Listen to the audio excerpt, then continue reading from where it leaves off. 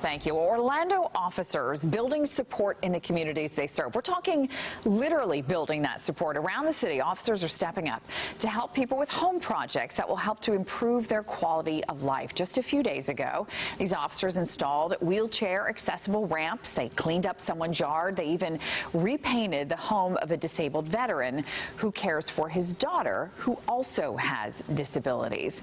Project after project. It's all part of a bigger initiative that is a priority for Police Chief Orlando Rolone, and he's here to tell us more about it this morning. Great to have you, Chief. Thanks for coming in. Thank you for having me. Such a beautiful thing you guys are doing. Why is this so important to you? So the senior community sometimes is ignored, and oftentimes you have a lot of residents that don't have the financial funds, or they don't have the strength to go out and fix up the yard, fix up the fences, or repaint their home, and that's what we're focusing on.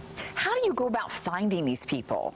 So there are 6 districts in the city of Orlando, and there are officers assigned to the commissioners. They work with the commissioners to identify that family or resident that deserves that type of support, and then we work with our partner. That's the greatest part. Home Depot, for example, has come in, Walmart to provide food, painting companies, landscaping companies, everyone coming together to make this happen. Sure, because part of the issue here is that it is expensive. Some of these projects cost money, so without these corporate help, it would be hard to do. Correct, and that's the blessing that we have here in Central Florida, that we have a community that's very giving, especially the corporate side of the house. They're very giving, very involved, and always wanting to support us in those type of efforts. All of this, of course, goes back to community policing and having that positive communication with the people of the city of Orlando. Why is that such an integral part of what you do? You know, it is a constant effort that we always try to make to bridge the gap, to basically develop those relationships that we so desperately need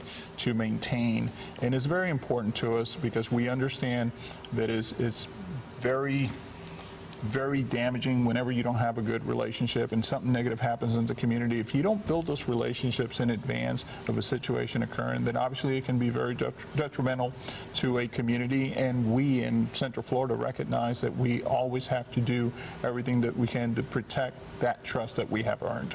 You must love it when you see an officer pull over in a neighborhood and play basketball with a kid, or you know, help a kid fix their bike or whatever. Those are the stories that make people feel good. And that is happening constantly. Unfortunately, we can't tell all of those stories all the time, and unfortunately the negative stuff sometimes gets more attention, but the officers, especially at the Orlando Police Department, are doing such great work. Very proud to be able to be the chief of police for this great agency. So since you're on the couch with me, tomorrow's a big night in the city of Orlando. We got the MLS All-Star Game. How are you guys preparing for that? Are you going to be wearing purple tomorrow, by the way? You know what, I'm sure my wife will dress me and I'll probably be wearing purple, but in all honesty, our city, our Central Florida community has hosted many great events, and having been part of the World Cup experience in '94, this is just a taste of what we hope to have in 2026. Of course, we will be ready for this, and it will take the assistance of other law enforcement agencies, as we have always done, and I'm sure that our presence will be seen and felt. All right. Well, we always love having you, and congrats on what you're doing, Chief. Always great to have you with us this morning. Thank you.